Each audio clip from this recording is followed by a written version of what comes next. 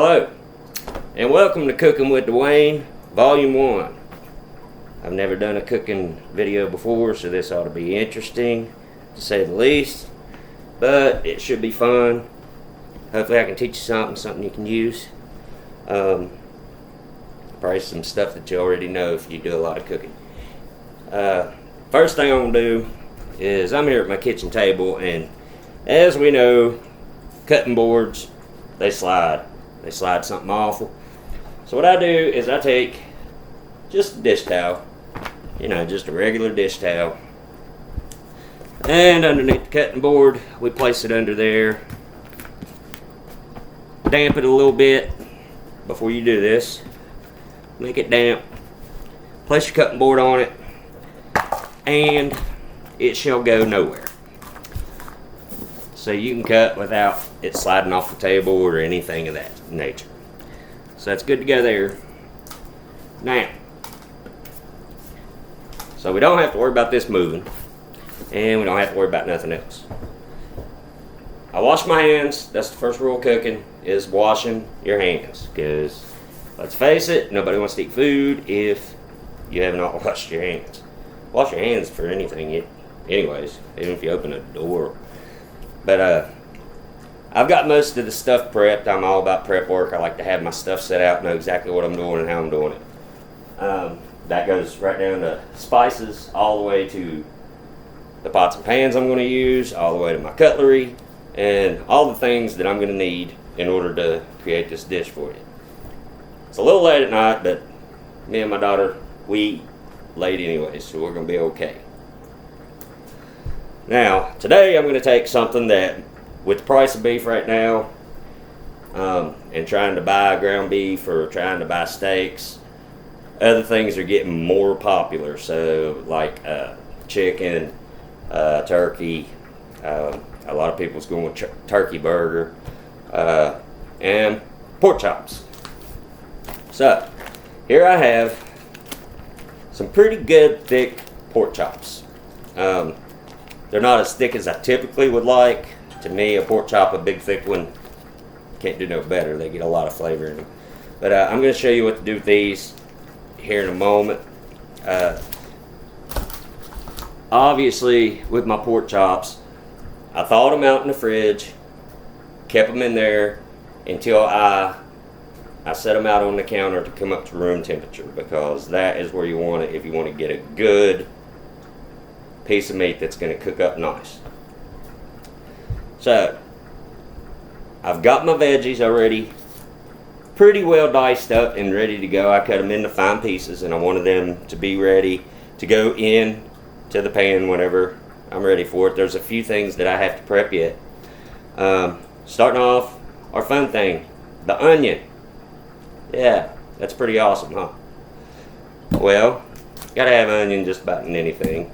But with this particular dish, I don't want to dice it. I don't want to dice it up into small pieces. What I want to do is I'm going to use it as a flavor that gets built into the pork chops as they're cooking. So, I'm just going to slice down, very easy, big pieces, big chunks, and just, it doesn't have to be perfect, doesn't have to be beautiful, you just want the flavor. So we're just going to cut it up. It doesn't take much, very quick. Take your time if you're not used to cutting with a very sharp knife. Trust me, the scars on my fingers will prove that. Now, we got that cut up.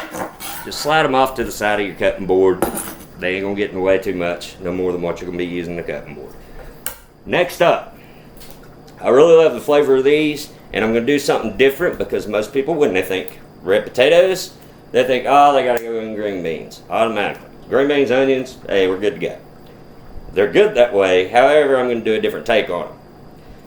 I am going to cut these into wedges. And there's a reason for it. They've already been rinsed. Anytime you're using vegetables, rinse and re-rinse. Always re-rinse your vegetables. You don't know what's on it. You don't know who's grabbed it up, looked at it at the grocery store, and put it back. So, and if they wash their hands, back to washing the hands thing. So we're going to just kind of cut these into wedges. They're actually turning out more like flat potatoes, but however, flavor's still going to be there, and they'll still look nice when they're plated. So, not a lot to it. Pretty quick, simple.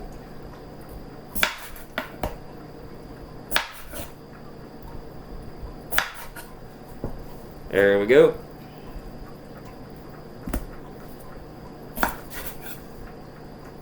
Just wedge them up.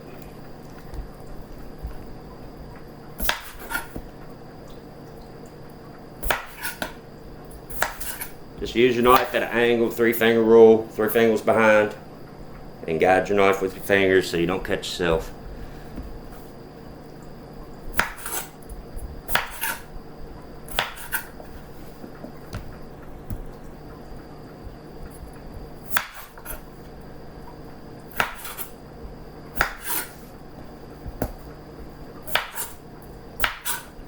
What I like about these is they cook up pretty quick rather than russet potatoes. They really, it doesn't take them real long to cook up. So, and they got, to me, a different flavor. And even with russet potatoes, I like to keep the peels on because that's where a lot of the taste, the flavor, and a lot of the vitamins and minerals and stuff is in that peeling. So I like to keep them on. A lot of people peels them. I don't know. To each their own, I guess, for mashed potatoes, but I leave the peelings on with them sometimes. Okay. So now we got that part.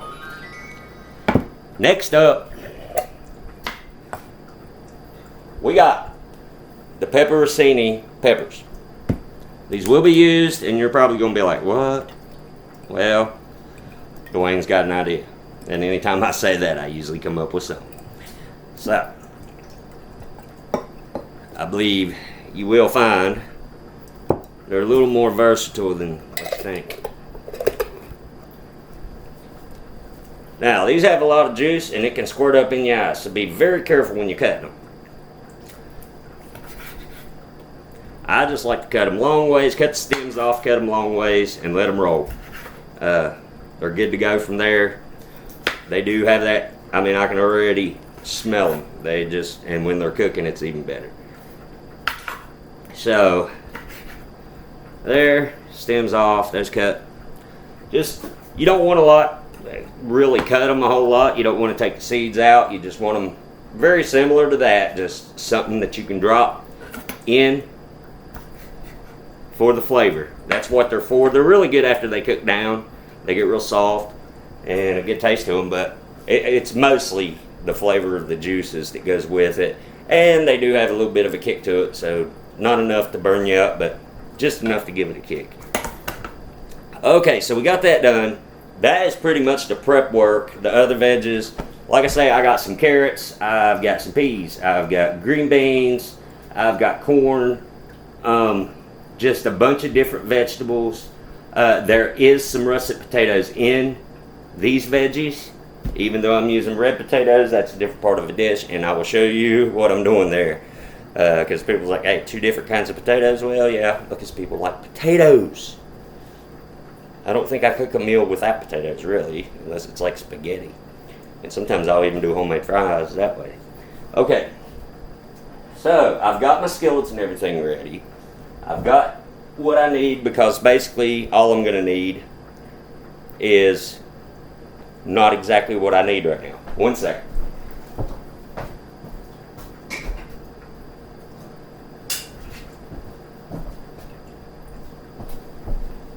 Alright, I'm back. Because for the one veggies and some other things, I like to cook with wooden spoons and spatulas and things like that. 1, they're easy to clean. 2, they last forever. 3, they don't cost a fortune. I've had these for probably 15, 20 years, maybe longer. Like I say, they're just versatile to do anything with, and I just like it. And I'll show you a little trick with them here later. You probably already know. Something else that they're good for. Alright, so we got those set. Now, I have prepared all my seasonings. I will, as I go along, tell you what is in the seasonings. I will keep some of it a little bit of a secret. Because let's face it, if I tell you everything, mine won't stand out. Well, I gotta have those comments and posts and likes of people saying, hey now, mine didn't taste like yours, what did you do? And then I'm going to be like, alright, I'll go ahead and tell you since you liked it and commented and subscribed and all that good stuff. Alright, so now, we are going to season the pork chops, but I'm going to go ahead and get the vegetables. A lot of people think, wait a second, why would you get the vegetables going now? It's because you really don't have to pay as much attention to them. It's all play with the heat. That's all it is. And instead of using a pot to cook them in, I'm actually going to do them in a cast iron skillet. The reason I'm doing a cast iron is, one, I love cast iron, and two, they're thick. So the heat, a lot of people don't know, the bottom of the pan is what matters the most when you're trying to equalize the heat. The thicker the bottom, the better. It doesn't necessarily have to be cast iron. It can be Tefal or whatever, but it's really the thickness of the bottom. So the heat just spreads around the whole pan. Same thing goes for pots. This has a really thick bottom, so even boiling water, it's going to boil a lot quicker because the heat's going to go around it a lot more. And then I have my overall favorite pan. Yeah, my griddle pan, cast iron. I love it. I use it more than any other pan. It gets those nice grill marks on meats. Alright, so from there, we're going to move with the vegetables. Pretty easy. I'm just going to throw them in a skillet. Once I get it hot, always get it hot first. Because you want it to make that noise. When you drop it in, you want to hear that tss and really get it going. Now, if it gets a little smoky, that's why you can open some windows and why you have a ceiling fan. Doesn't mean you're burning something, just means you're cooking right. So we're going to do that, get that pan really hot, and all the while, we're already going to start prepping something else that I'm going to do, and it takes a little while.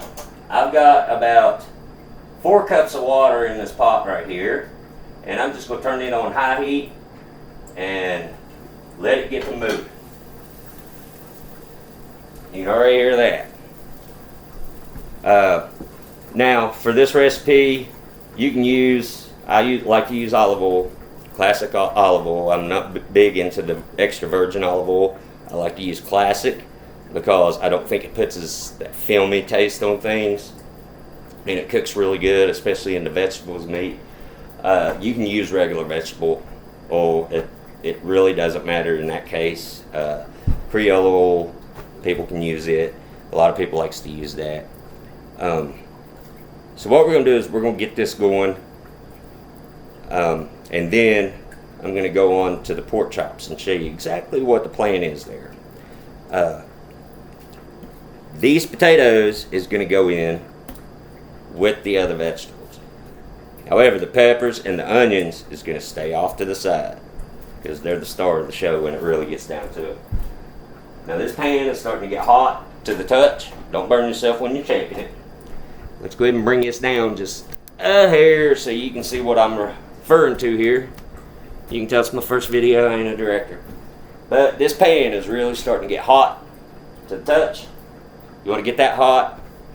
Now that it's heated up a little bit, we're going to grab our classic olive oil, which is what I'm using. And you don't want to do a lot there.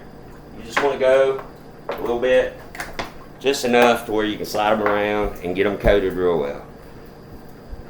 What a lot of people wants to do right away is just pour the oil in, turn the pan on. But it's just a lot better to get it in there. You can even wait until after you add the veggies and then just douse them with the oil, which I will throw a little more on there. Now, what's going to take the longest to cook? Obviously, when you got carrots like that and some of those russet potatoes, they're going to take a little bit longer to cook. So, you definitely want to kind of get them in and get them going. The peas, green beans, corn, easy. They're not going to take long. So, we're going to go in here and see how you can hear that already, popping and cracking. That's what you want to hear. This is the potatoes. We're going to drop them in.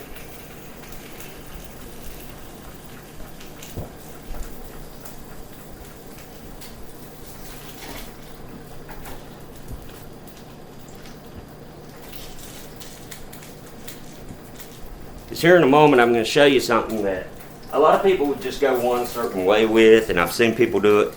And I just like to work with other things and do different ways of things.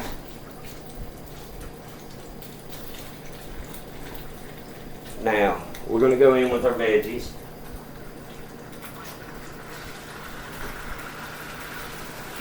And you can hear it right there. Our veggies are in. Now, we salt.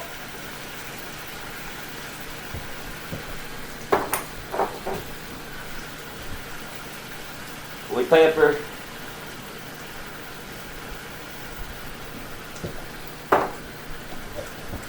Now, we're just going to let them roll. About medium heat. And you want to keep an eye on them. You don't want them to set in the middle too long. Just keep an eye on them. Move them around, make sure everything's cooking evenly. And they will cook down. Now people's like, no, wait a second, you're frying the outside of the potatoes, they're going to get crispy while the other veggies are soft. Is that really what you're going for? Negative, Ghost Rider. They're not going to get crispy and the other gets soft. Because the reason I use a cast iron skillet is this bad boy is going in the oven for the potatoes to be able to cook equally with the rest of the veggies. Right now, I'm just getting some heat into them to where I can transfer them to the oven. I know. There's a method to my madness. I'm not sure what it is yet, but there is.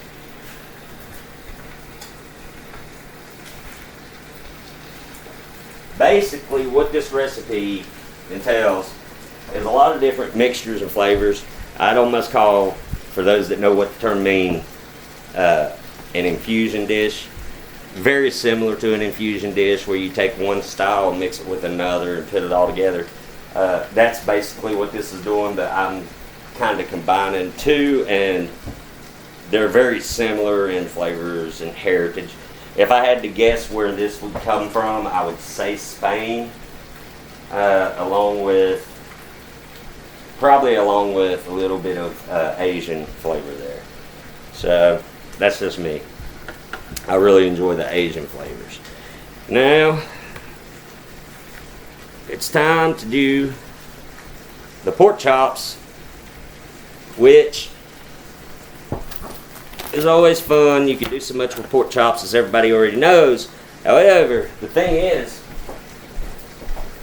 I've heard people say in the past, you have to really be a bad cook to mess up some pork chops, which in one way can be true. I mean, if you're doing country cooking, just frying or grilling your pork chops, yeah, it's kind of hard to mess them up.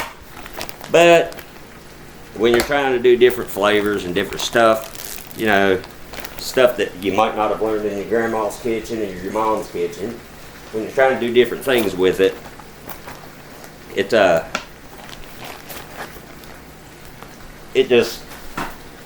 just makes you amazed, because you're like, wow, they're so versatile.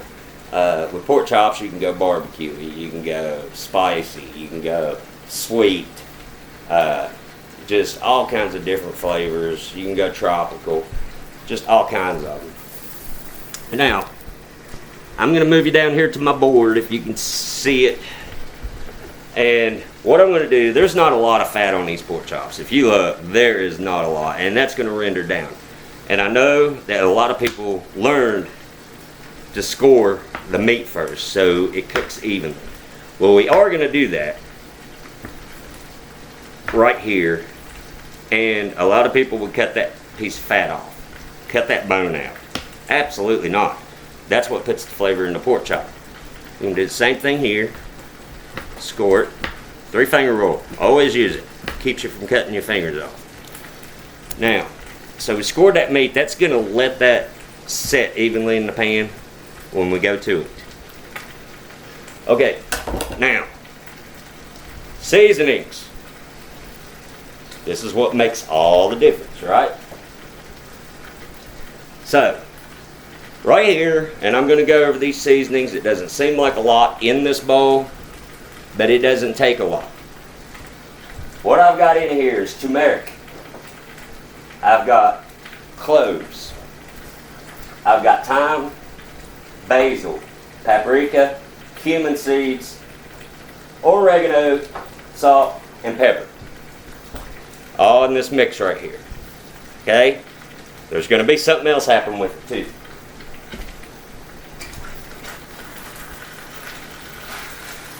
See how that is cooking up? Now. I can smell it, can't you, Emily? She said, uh-huh. Don't know if you could hear her, but she said, uh-huh. Those are going to be ready to go here in just a second. So I'm going to turn my oven to 350 and go ahead and get it preheated. So I told you the ingredients in here. And what we're going to do with these is we're just going to roll this over, drop it on here. Like I say, it doesn't take a lot. You just pat it in. If you drop some on your board, all the better. Because I'll show you what we do with that. A lot of people would think, nah, I got to mix more up. No, that's not the way it works. So we're going to pat that in. That's going to add so much flavor to these pork chops, I'm telling you. Now just roll them over. Just put that on. Move them around your board. Slide them around your board. It'll get all those on both sides. Just slide them around. There you go.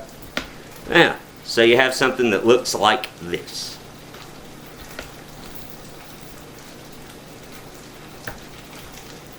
Now, those are set. The pot that I turned on that has the water boiling, good to go. Little secret. People says, oh, let's throw a bunch of salt in that water. Well, we are. But we're going to take just a little slice of butter. That wasn't a lot at all, was it? Drop it in. And salt.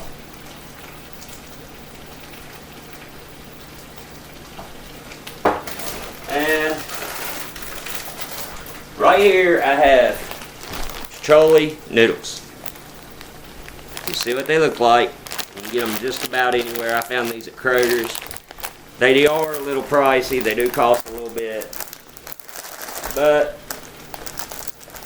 they are a change from your traditional noodles, your macaroni and cheese noodles, your Alfredo noodles, all that.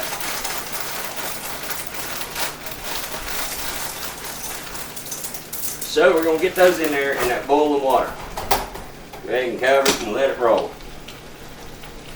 This here, the potatoes and our veggies are ready to roll. They're ready to go in to the oven, 350. Typically I'd set a timer, but I can see my computer time right there, so I know how to tell time, so I can pretty well gauge that. It's probably going to be maybe 10-15 minutes. They'll cook down all right. Okay, so we have our pork chops ready. We have the stuff that's going in it. There's a few other surprises actually. So we're going to start getting this pan hot. People says, whoa, here we go. There's another secret to it. So we're going to get that hot. We've got some more seasonings here. We ain't quite done with that yet. Now with those going, those noodles, I would say, most people say 7.5. I like to go about 1.5 minutes over. So around 9 minutes. Because those are about this big when you first put them in. You really want them to swell because basically what they're going to be is a bed for when we plate this. Now as you can see, I got a lid on my pot and you can hear it sizzling. You can do one of two things. You can take the lid and slide it off to kind of vent it if your lid does not have a vent. But here's another little secret. You can take a wooden spoon and something that's boiling over, place a wooden spoon over top of it and it will not boil over. Ask me why, I don't know. If it doesn't work, stick the wooden spoon in to the water and it won't boil over. So, has something to do with the wood. I don't know. But in this case, I do have a lid, so might as well utilize it. I'm going to boil that like that. I cut the heat back to medium because we don't want them scorching on the bottom. Really, the main thing is just stay them with it. When you're cooking in the kitchen, you don't want to go check your phone, check your Facebook, do all that stuff, because that's where you lose track of time, and next thing you know, you ruined the whole dinner because you overcooked something or undercooked something trying to hurry.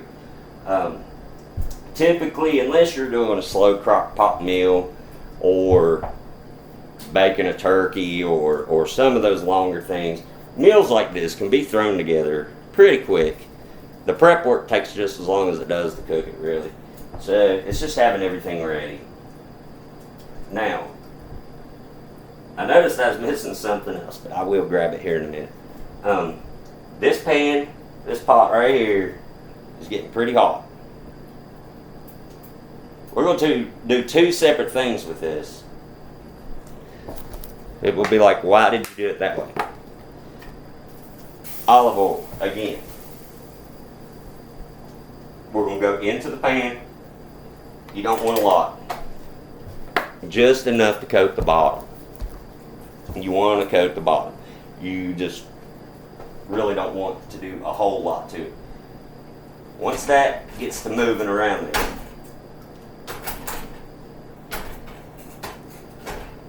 and it's getting hot, you can already feel it, we're going to add our pork chops. I'm going to give it just a second longer because I like for that pan to make a certain little noise as it's heating up. And once it goes in, it should, mind you, be ready to drop them in.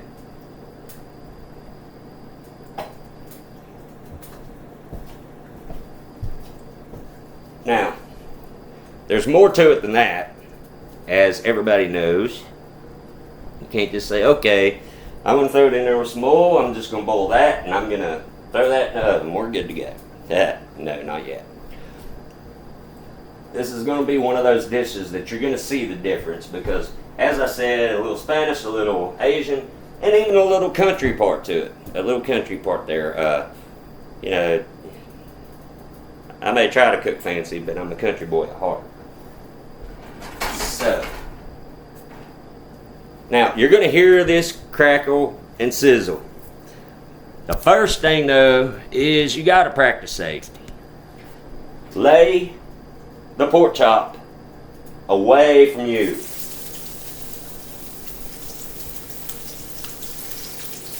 Away from you.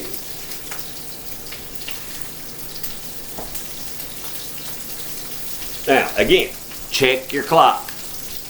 My clock's showing 9:58. I'm going to go about 2.5, 3 minutes on this side. Only flip them once. Only flip them once.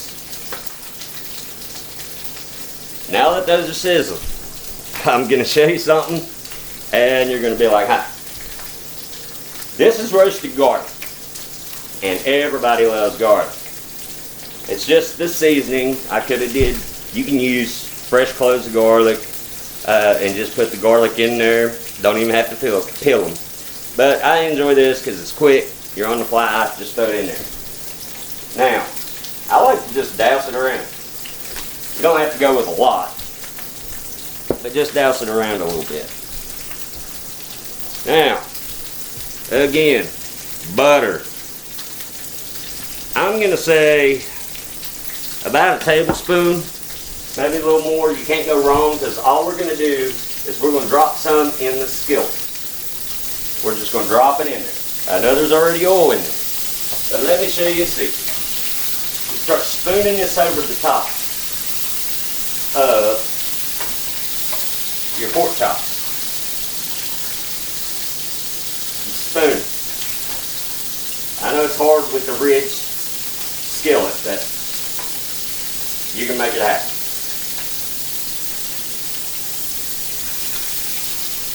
Okay, now this is for the sake of the peppers and the sake of the onion. You drop them in on the side. Cover that pork chop wherever. Just drop them in there and get them in that butter. The juices coming off the pork chops. And cooking rule. One of the top cooking rules in my kitchen is if I ain't making a mess, I ain't trying hard enough. Now you can really smell it in here. Smells really good. So, if you can smell my kitchen right now, you'd be ready to roll.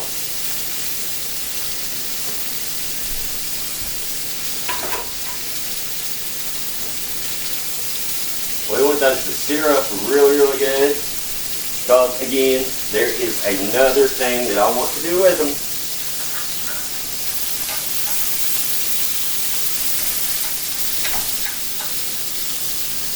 I can smell those onions and peppers.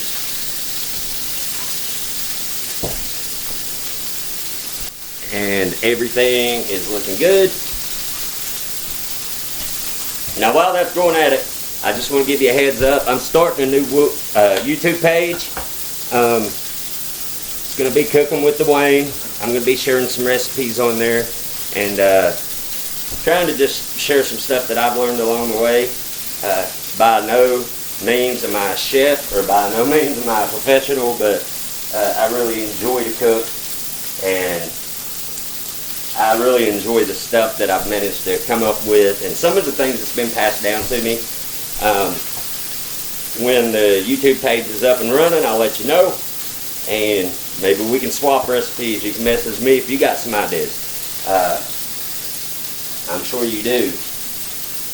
My mama is the one that got me into cooking. She's a wonderful cook. I kind of grew into a different style than her cooking, but people will venture off. But I know there's a lot of great cooks out there. I am no Gordon Ramsay, but I'd like to be. $380 million don't sound too bad. Okay. That should be about right on that side.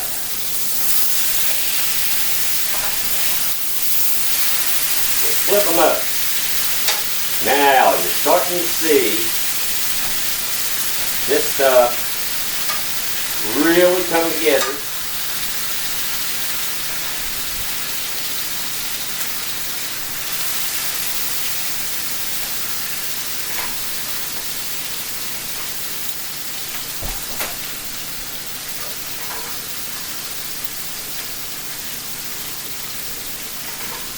With those peppers and onions in there, and I'll give you a look at them.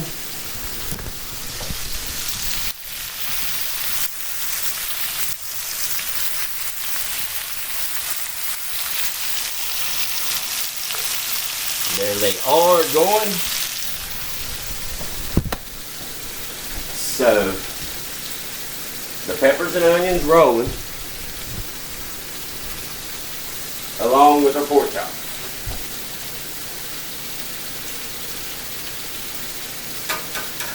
Now, when you think pork chops, a lot of people think, man, that's overcooked or that's undercooked. It's got that hard part to the outside. No, these are nice and juicy. Nice and soft on the outside.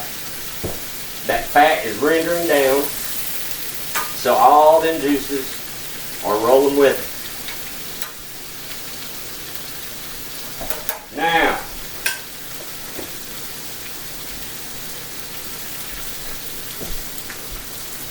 Cherie cooking wine. Watch this. You just want to go a little bit.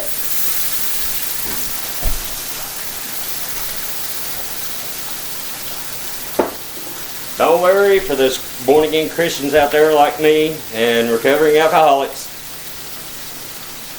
any alcohol that you cook with will burn off.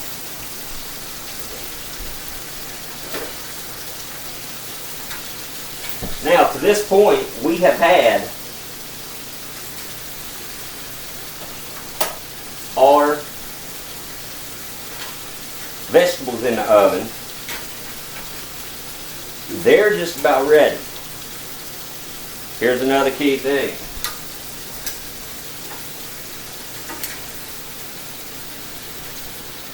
We want to take the pork chops, because the oven's already preheated. we're going to turn them on their sides. Let me pull the computer down so you can see how I'm doing this. You want to hold them on their sides. Grab your tongs, get a hold of them, turn them on their side. Just like that. Because what you want to do is cook that heat, those juices into the pork chop. By sealing the sides up with a good little sear, just searing it up, it's going to hold them together. Now, as you see, when I first started, these pork chops was pretty thick. See how much they cook down? That's why I like the thicker the better, because they don't cook down. You get really thin ones, you might as well just be frying thick bacon, because that's what they're going to turn out to be. So, we cook the sides, and as you see, it gets a little, just a little sear on it. Look at the color already coming onto that pork chop. See the color. This one here, this one is got that big circle bone in it. There's a lot of flavor going to come in that. There's clearly different sizes. That's because my daughter's here and she's not going to eat the great big one. Of course, who knows? She may.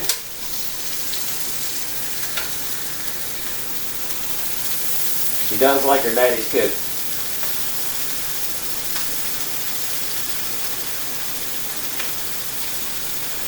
Alright, those are seared up. We're going to cover them again with the onions and peppers. Just get under there, cover them, do whatever.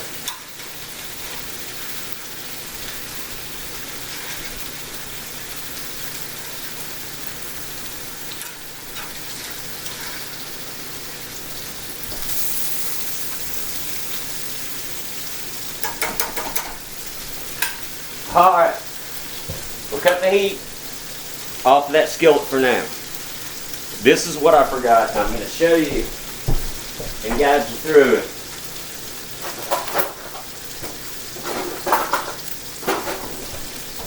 Because a lot of people would be like, I don't know about that.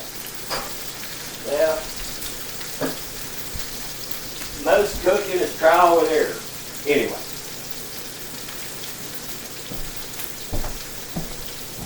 What is that, you say? Well, I am going with half a tablespoon, just over the top. That, my friends, is brown sugar.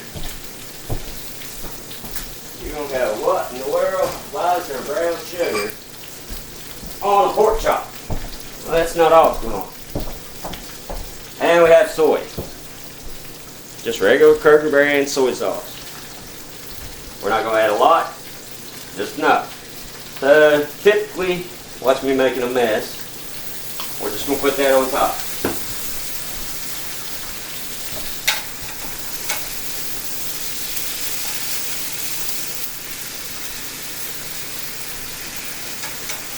That mixed in.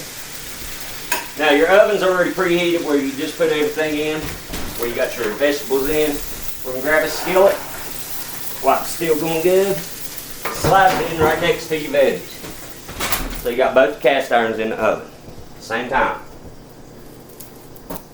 Now obviously the veggies is going to get done before the pork chops. Well, give or take 3 or 4 minutes. Now our noodles, we got them going here.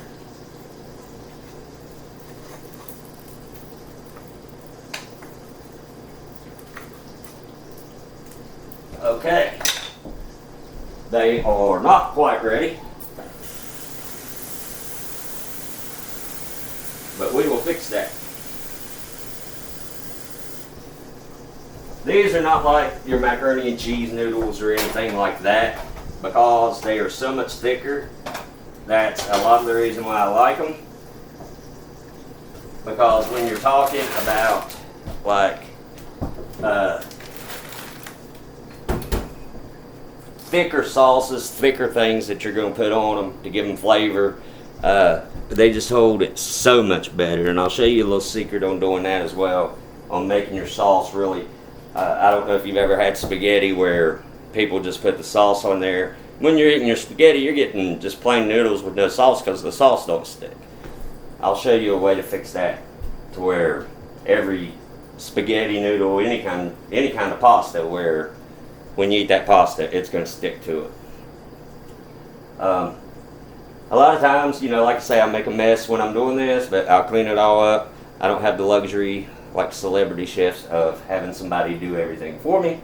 So I'll take care of that, unless somebody wants to volunteer. If you do, I'll sing a song for you. So, all right, now that is getting to where the total dinner is on the roll. I mean, it's not going to take long. I can't stress the importance of plating enough, because if you just throw it on a plate, yeah, people's going to go. It might taste good, but if it don't look good on the plate, it's not going to taste as good. People are visual. So if it looks good on the plate, it's going to taste that much more better. It doesn't change the taste of it any, but in their mind, for whatever reason, if it looks nice on the plate, it's going to taste better than if it's just thrown on there. So that's why you see chefs really take the time to plate stuff a certain way. With that said, telephone call. I'll continue this video in a moment. Be right back.